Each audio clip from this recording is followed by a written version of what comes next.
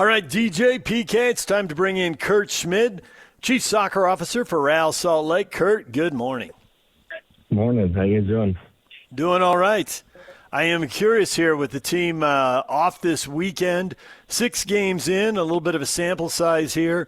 How surprised are you by the way the start of the season has gone? Maybe not just the results, but also the different players have been called on to play and how they performed.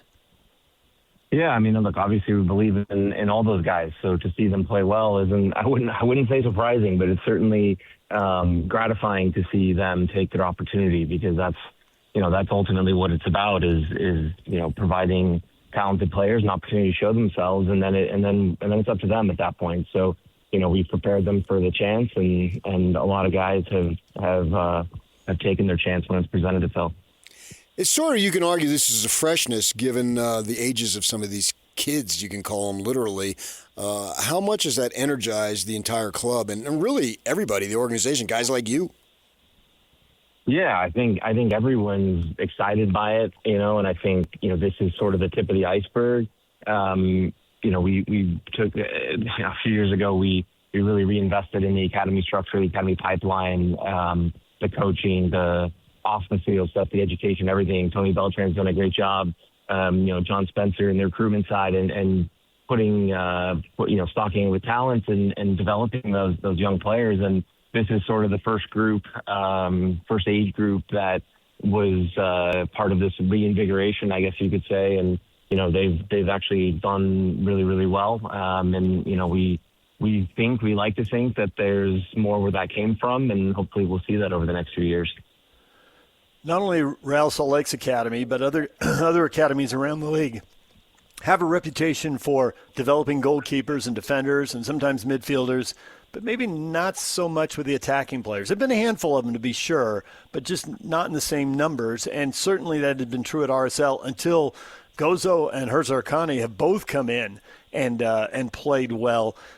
Do you feel like some kind of corner is being turned there, or is it more just there happen to be talents and these guys are gifted and they've developed it and so be it, but maybe it doesn't mean that much going forward? It's just about these two guys.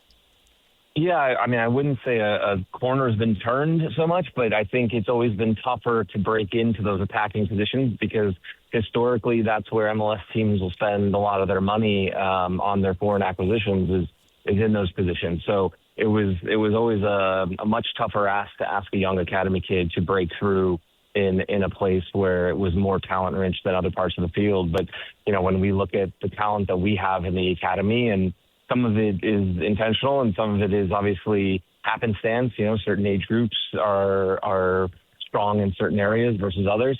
But we've had a very strong group of attackers come through, and then it just becomes, a difficult, a good problem to have with, between myself and, Jason, Tony, coaching staff and working on how to get those guys into those games and taking that risk, showing that trust in them to do what they can do, or to show that they can do what we know they can. And then once they've done it, now they're the guys that, can establish themselves in those attacking spots, and then the next group can come through. But yeah, it's always been tougher there, and that's why you've seen a lot of defenders and maybe midfielders break through historically.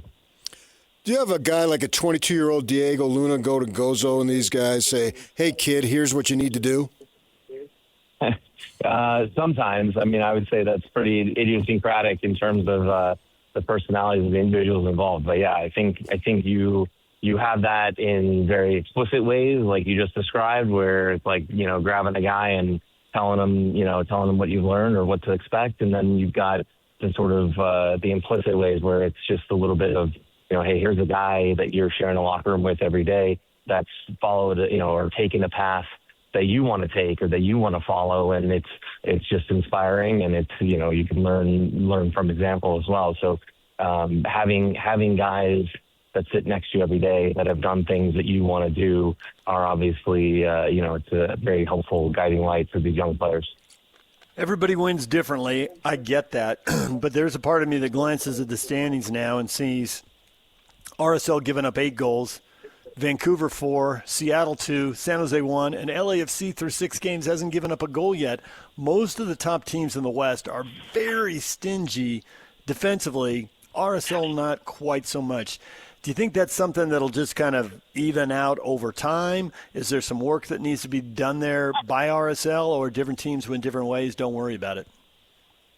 I guess the answer to your question is both. In the short term, yeah, don't worry about it. If we're getting the results, we're getting the results. And, winning games 5-4 gets you as many points as winning games 1-0. So from that standpoint, I wouldn't worry about it. From a mid or longer term view, it's certainly something that, that has been identified and is being worked on. And I think when you look at the changes that we made in the off season, both structurally and personnel-wise, that's where we did a lot of work, is in the back line. And I think we've added some really good pieces there and a little bit more experience, but there are also new pieces and guys that need to gel and work together. And, playing with the 3 center backs, with the 2 wing backs, and you look at of those sort of 5 positions, there's basically 1 guy that started, for the majority of last year in that position. So out of the other 4 guys are adapting to either a new team, a new city, new teammates, obviously, a new system, or all of the above. So it's something that I think will come with time and the group settles in together. You had the break the week before, and then the situation being this week. And Pablo talks about the sports science of it a lot, and how you guys got all these guys on your staff that training and resting and blah blah blah. And then you got the big break coming up with the World Cup. How are you using these times that you've had before, and now you got one, to aid in what you are expecting to do at that point when the break is bigger? Yeah, it just gives the guys, the staff, more run time, more lead time, and to work on some things that are less sort of imminent, less about, hey, how are we going to play this weekend, more on like, how do we want to play just broadly. It's almost like, it gets you back to the sessions that were being run more in preseason, where you're working on concepts and principles. So, those are good moments to have, but on the other hand as well, momentum and confidence are all real things, and, they're intangibles, but they're real. And, you don't want to have too many breaks or gaps in the schedule when you're riding high on those things. So, it's up to us to come out of these 2 breaks, and we did it against Kansas City, but still feeling as strong and as hot as we were going into them. I don't know exactly what this new calendar is going to look like. I've heard mixed stuff about it, but it sounds like there's going to be 2 long breaks, but long being like 6 weeks maybe. Anyway, it seems like there's going to have to be some type of rhythm to how you handle, whether it's a winter break for the weather or the end of the season before the next season starts, but they might be about the same length. So you guys trying to figure out what that looks like as far as a couple weeks time off, a couple weeks of camp, a couple weeks traveling for camp, and a couple weeks of camp in town, and that it seems like that's going to be a whole different beast.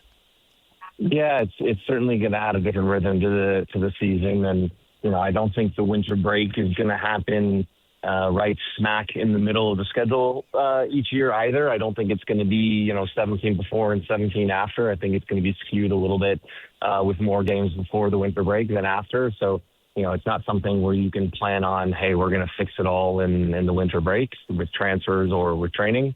But there's a lot of leagues in the world that do this sort of thing, and like you mentioned, there's a sort of a mini preseason. You almost have 2 preseasons, one in the summer, and then you'll have one in the winter as well. And I think it'll feel familiar just because, that's what we do now in terms of that sort of late January and February, early February training camp. And so that actually will feel pretty familiar for a lot of guys. And it's really just the way the schedule is split up. And I think that's one of the selling points of the switch is, in terms of teams that play in sort of colder weather, is that the footprint is actually pretty similar in both calendars. It's just where the start and where the end is, and how many teams are playing later into November is obviously will be more in the flip schedule, because nowadays it's just the teams that advance far in the playoffs. As far as your own schedule, do you have is this kind of a quiet time for people around the world who have the job description you have? The titles change in different leagues, but the same responsibility for going out and finding talent. Is this a little bit of a quiet period for scouting, or are you already getting calls and people are trying to line up whatever deals they want to make in the next transfer window?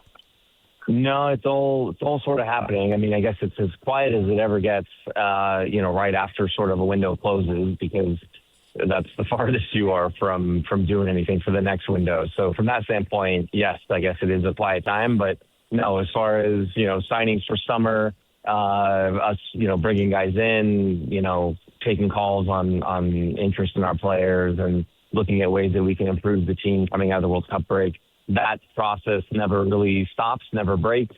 Obviously, with our current calendar mismatch, we've got to find the moments to make sure we go out and do our due diligence on guys that we want to bring in as well. So we've got to get that in before the European season ends, before the World Cup as well. So that's all stuff that, never really stops as we work through it.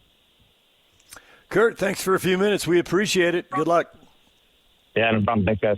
Kurt Schmid, Chief Soccer Officer for Real Salt Lake.